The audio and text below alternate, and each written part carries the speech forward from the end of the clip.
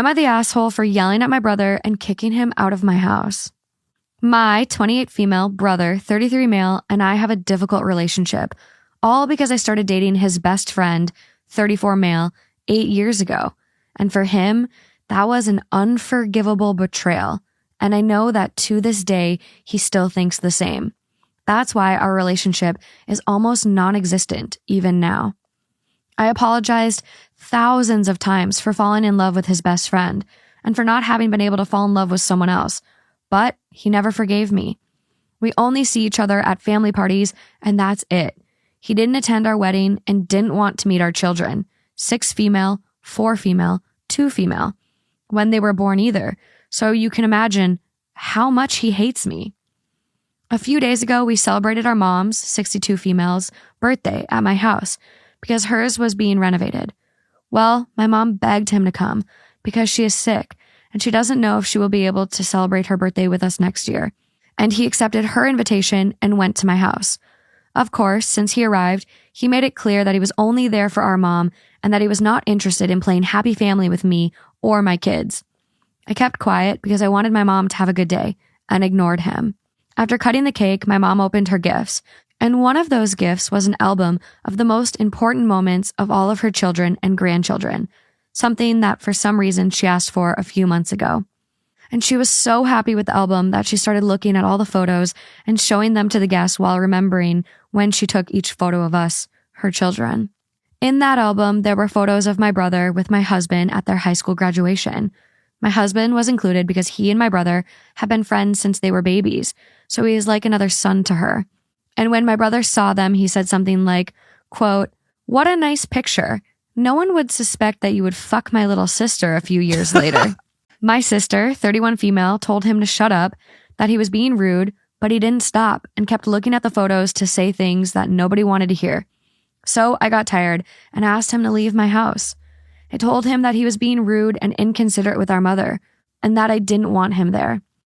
And of course, he stormed off, and now he thinks that the villain of the movie is me. Shock. And the worst thing is that one of our sisters, 36 female, thinks the same thing, because she thinks that I should have kept quiet since it's my fault that he's like that. Am I the asshole? Am I the asshole for not wanting my daughter to wear heels to a wedding because she will look taller than me? My 44 male, daughter, 16 female, has always been a nice girl that is a little shy and never causes any trouble. She is great at school and very talented in many activities.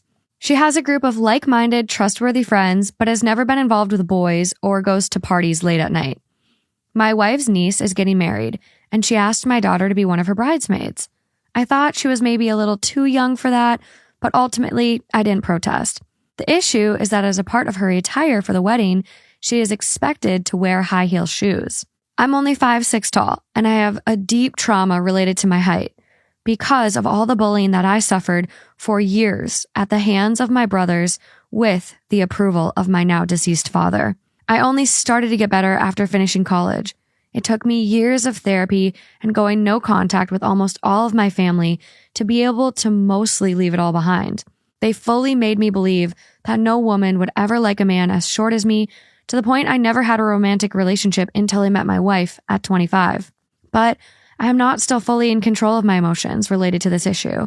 In particular, I've never been able to stop the phobia I have towards women that are taller than me. My wife is 5'4" tall, and my daughter is currently 2 inches taller than her mother. That makes her almost exactly the same height as me. I never expected her to be so tall, but I have been able to remain mostly calm about it.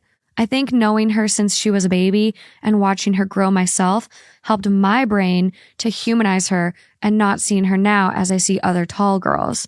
Since she stopped growing a couple of years ago, I've been silently preventing my daughter to wear heels or any kind of shoes that make her appear taller than me. There has been no real problem with this because she has never had any serious interest in wearing those things until this wedding situation. I know that even just seeing her in front of me with heels, being taller than me, would be triggering to the point of making me cry, if not worse. All this will be especially terrible in a big family event like a wedding. Everyone will think that she is taller than me, and I rationally know most people won't care, but I think I might really have a panic attack from the embarrassment that will be happening in my mind.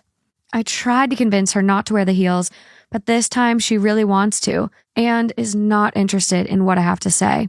My wife thinks that if it is such a problem for me, I should just not go to the wedding, but I think that is unfair. I don't like feeling excluded, and this would be practically as if they did exclude me because of height, which would feel especially painful for me. I've been talking to both of them about this, but it has proven useless. And now they have even started to act tired and angry anytime I bring up this subject. My daughter in particular says I'm making her feel bad and not allowing her to enjoy being a bridesmaid. Am I the asshole? Am I the asshole for dating someone while my husband and I were separated? Me, 34 female, and my husband, 37 male, have been married for 5 years. He's struggled with his mental health and addiction. I took the brunt of his struggles. He would tell me I was a bad wife and person daily, all while keeping from me that he was high. We separated a few times because of this, and when he finally got the help he needed, we ended up getting back together. He knows I was dating someone else. It was very public online. I answered all of his questions, and he answered all of mine, as he went on several dates with a few women, and it felt like we were finally in a good place. Fast forward a few months later, and he is now not okay with the fact that I slept with someone else, saying that he never did, which I believe. He may not have actually slept with someone else like I did, but I know there had to have been some kind of sexual activity. He says he's trying to get over the fact that I was with someone else while we were apart, saying I cheated on him and betrayed him, but he doesn't know if he can. Get over it. I love him more than anything and have done everything I can to show him that I only want to be with him, and things will get better for a few weeks. Then we'll end up right back where we started.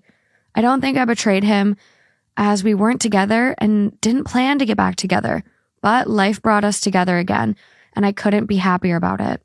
There is just an edit from OP here, and it says, edit, I also forgot to mention that he's brought up bringing another woman into our bedroom, and while I'd be down with it because I'm very bi-curious and would love to try it, he's bringing it up for the wrong reasons, like as a way to feel better about me being with someone when we were apart.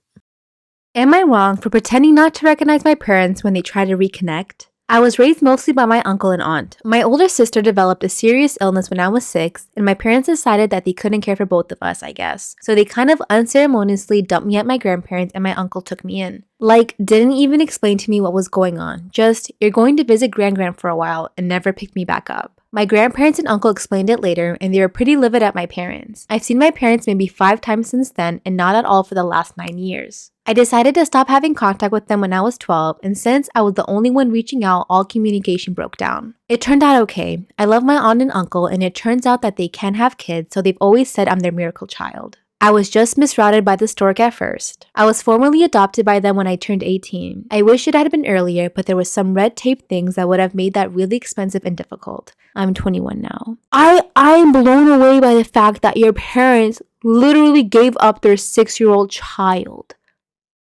That...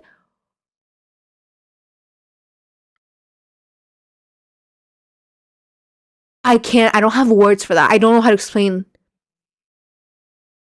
What the fudge? My sister passed away between Thanksgiving and Christmas, and I made a trip back from school for the funeral. But I stayed in the back and left before my bio parents could talk to me. They called my uncle to try to talk to me, but I said I didn't want to, so he told them that I wasn't available at the moment. They finally caught up to me over Christmas when I went to midnight mass with my grandma, and approached me and tried to give me a hug. I did recognize them, but I pretended not to and just backed off and said, "Sorry, do I know you?" They said, "We're your parents." And I said, "My parents are at home," and went and sat down with my grandma. They sat behind us and I could feel the stare. And on the way out, they were like, "You really don't recognize us?" And I said, "Oh, are you my dad's brother? I think I remember you from when I was little." My grandma thinks they deserved it, trying to come back to me like nothing happened. But they wrote me a long letter about how hurt they were and that I should understand that they were trying to do the right thing and how they'll always be my parents and I can't change that. Well, legally, you did. So there's that. Other family members think I was too harsh as they're grieving, but I don't think they should get a pass just because they remembered me now that my sister is gone. They are 100% remembering you now that your sister is gone.